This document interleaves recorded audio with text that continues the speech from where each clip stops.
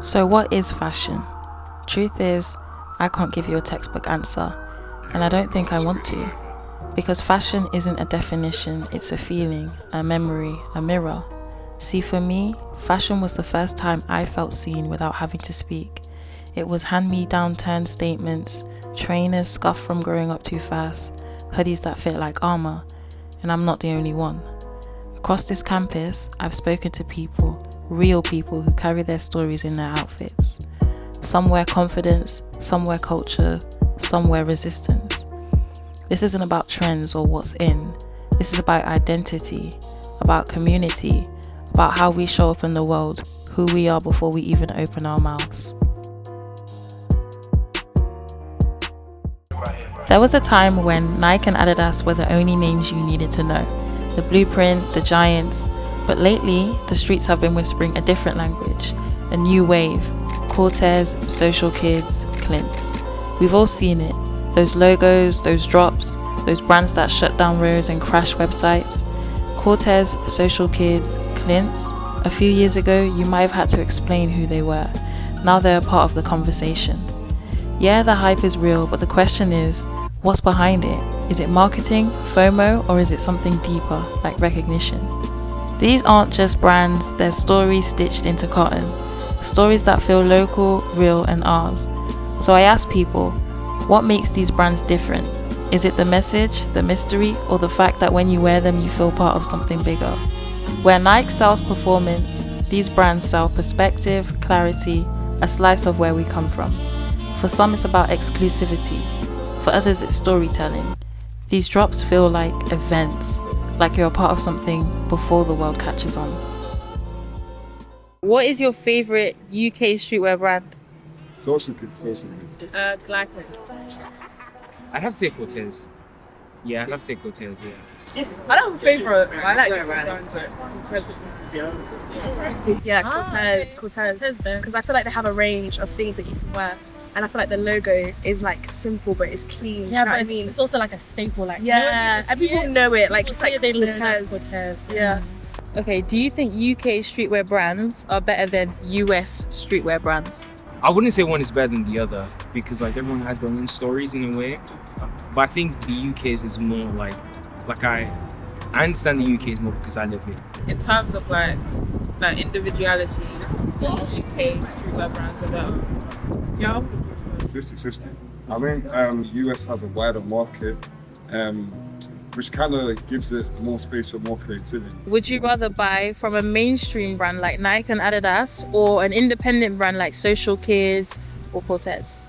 Yeah, independent. Yeah. Because I feel like it's such a small thing, so if people like clock on to you wearing it, like I feel like they would like respect your drip. Yeah. You know what I mean? But if you're wearing Nike, it's kind of rinsed out. People have been wearing Nike, but if you're wearing like Cortez, like it's new and trending. So Yeah. you got it like that. I think also with like fashion people, they like to like catch up other fashion people. Yeah. They clock because of like the niche brand. 100% independent brands. Although I'm wearing like a bare Nike today, it's shoes, pants.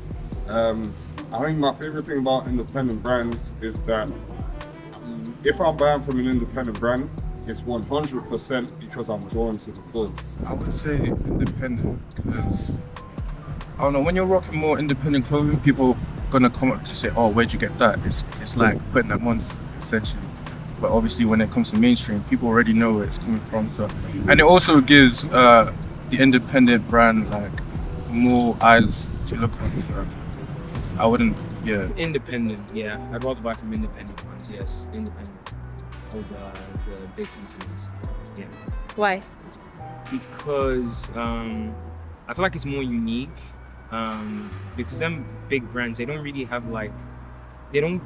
target like a specific audience majority of the time. Even if they do, it's more broad in a sense. The own brands usually have like a specific type of fan base. So like most of them would be, focused around like underground rap scene, and they'd have like something for like the underground rap scene or like something else. So it's more specific to like a subset of people rather than like just being broad basically. Yeah. Social Kidz or Cortez. I don't know, having those pieces are more it can add to someone's like personal style or something, rather than like the mainstream brands like Nike that everyone has. Just you need the pieces. Do you think UK streetwear is more about status or fashion? Okay, yeah, I'd say it's more about stats than fashion, because it switched from being like wearing stuff that makes sense for the setting to wearing stuff for what people would like see you as, in a sense. So like, rather than wearing something that's more like, you know, functional, you'd wear something that's like that costs £1,000, so people see like, you know, from like a certain like background, or like you have this much money, in a sense, basically. So it's more about style than fashion, in a sense. If you were to ask me, I just do it due to fashion, what I feel is more comfy with me and what I look good on. So I couldn't really care less about styles. I don't know, you know, 50-50. It's 50-50. I think looking around, you will mostly see people wear clothes in a manner of status, if that makes sense. Even like to a certain degree, arguably. Like, I like these shoes because I like these shoes. However, like a pair of Nike shoes are still valid because they're Nike. But I'll bought them if they were the same Slazenger. Do you get what I'm saying? So it's complicated in that regard because I can't pretend that I'm above. I believe that wearing clothes and wearing things that matter to you attract the life that you want to live. Do you think film photography and cinematic visuals make a brand feel more authentic to you? Yeah, 100%. Because I've seen new brands that come out. They've gone the trailer route where they'll, for example, when introducing their clothing brand, I remember seeing this one person like they're one scene they're putting this shirt on, someone rubs them, and it becomes like something that you're gonna carry on watching. Nowadays, everyone sees things visually. Like, we learn visually, like with cameras and social media. Like that's just a big thing. And so I think with advertising, we're just gonna have to include filmmaking and photography. 100%. I think just once again, over the turn of the decade into the 2020s, with things like TikTok and everything, video and film is the foundation of if you're really trying to tell a story, pictures aren't enough. And before, every once in a while, a clothing brand will have an ad, and now it's the standard. Filmography, cinematography, and videography, all that good stuff is very much essential to telling the story. Where mainstream gives you fashion, independent brands, they give you purpose. What makes these brands stand out is not just pieces, it's how they're presented, shot on film, edited like movies, soundtracks with nostalgia. There's a cinematic language these brands speak, one that feels more honest than any billboard. The grain, the softness, the imperfection, it all makes streetwear feel timeless. Less about perfection, more about presence. The people on the streets knew what they liked, but they didn't always say why. That's where these voices come in. I think they're called eternal flowers. You dry them by hanging them upside down and they'll last forever. It's when I finally started wearing boots, and it was probably about 3 years ago, and I've probably worn them like less during the summer, but like every day since. They make me feel more grounded, more confident, just like more like solid. And it sounds a bit weird, but yeah, when I first, like my first pair of boots were a pair of Docs that I got on Vinted for about like 15-20 quid. They were used and they were already broken in, so there was no break-in period. They felt great. Being from Hackney actually doesn't really, actually it does. It was because it's a very, now it's a very gentrified place. I think wearing things I like and whatever I like, it was more inclusive of personal style. I don't think I've found my personal style yet, but it was more inclusive of people trying new things and just like experimenting with themselves, which I quite like, having unique things, because then people know you because of those things. Like some of my friends, like I I know I associate them with specific pieces of clothing that I've only ever seen them have because they're unique. Because Nike and Adidas, I obviously see these smaller, less well-known brands actually doing quite well. They sort of maybe try and copy them through maybe music videos, getting a bit more cinematic with things. Also, Nike has never really followed it's always been a sports brand, but ever since Cortiez came out with some of the stuff, they never really followed up they never were really doing football inspired things, but I feel I saw a spike in that part when Cortiez started doing things like that.